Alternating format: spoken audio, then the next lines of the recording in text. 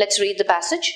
To succeed in today's crowded marketplace where most of the products in advertising look exactly the same, a small business owner must stand out, shouting above the din with a message so clear and compelling that prospects stop and take notice.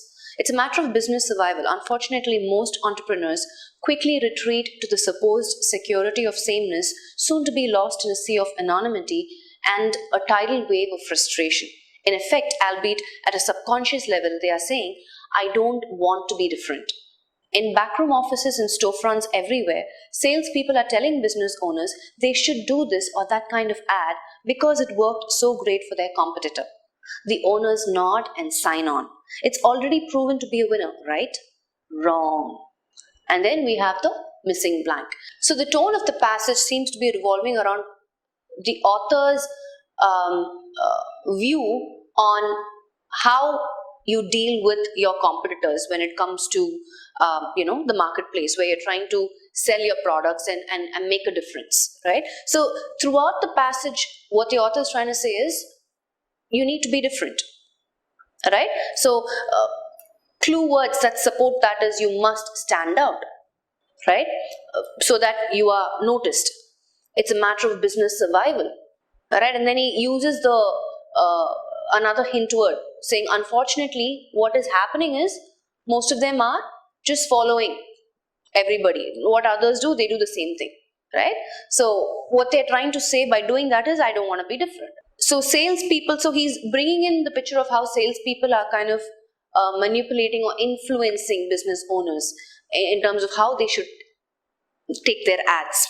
All right, but then the last line, again, let's just focus on surrounding context. The line preceding the blank. The owner's not, it's already proven to be a winner, right? But that's not the case. And he vehemently and he very strongly shouts out, right? Wrong. Pay attention to everything in capital letters. When somebody's expressing something in capitals, right, they want to grab your attention. It's almost like they're shaking you, wanting you to trust them when they say this for you to follow it, right? So they're very emphatic. It's a very strong message. They're being loud. So you stop and pay attention to what is it that they're trying to convey, right? So that's what the author is trying to convey, which means the sentence that follows it has to have a very strong message. Just because of this one word, wrong, which is in capital letters, it expresses loudness, it expresses, arresting attention, and it expresses emphasis, right? Now let's look at our options and see which sentence gives us that effect. Option A, to make your advertising work, follow the principle, if your competition is doing it, don't. Okay, seems like supporting what the author is saying, but is it strong enough? We don't know. Let's look at the next option. Following your competitor is a sure recipe for disaster. So this seems more compelling, more emphatic, more strong. Let's keep that as our safe bet. Let's look at other options. Win the battle without a fight. Win the battle without the fight, in fact, contradicts the tone of the passage, right? He's saying, battle it out, but make sure you're different when you're doing that, right? Don't follow the same principle that your competitor is following. So option C, illogical, contradicts the tone of the passage, you can eliminate it. What about option D? It will fill people with a sense of deja vu.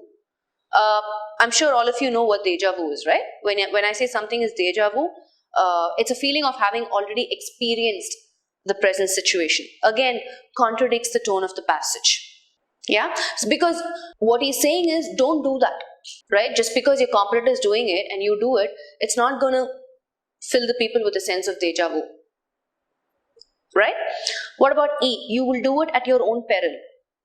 Peril means something that can pose as a threat to you, basically something serious and dangerous for you, right? You don't want to do that. So you will do it at your own peril. Well, if you follow the competitor, you will do it at your own peril. Again, it's not in line with the tone or what he's trying to convey in the last line, right? So you will do it at your own peril, meaning he's saying, okay, if you do it, you do it. It's up to you, right? But that's not strong enough. The only option that is vehemently telling them Okay, this is what will happen if you go ahead and do it. Following your competitor is a sure recipe for disaster. It's option B that's more emphatic, that's more reiterating the tone of the passage or what the author is trying to convey. Right? So here again, what have we done? Obviously, we focused on a couple of words, clue words from the passage, which has helped us understand what the author is trying to convey, or the essence of the passage, right? And then the loud capital words in the passage stand out, supporting what the author is trying to convey. And the last line has to be more emphatic and strong, and the option that gives us that is option B. Yeah.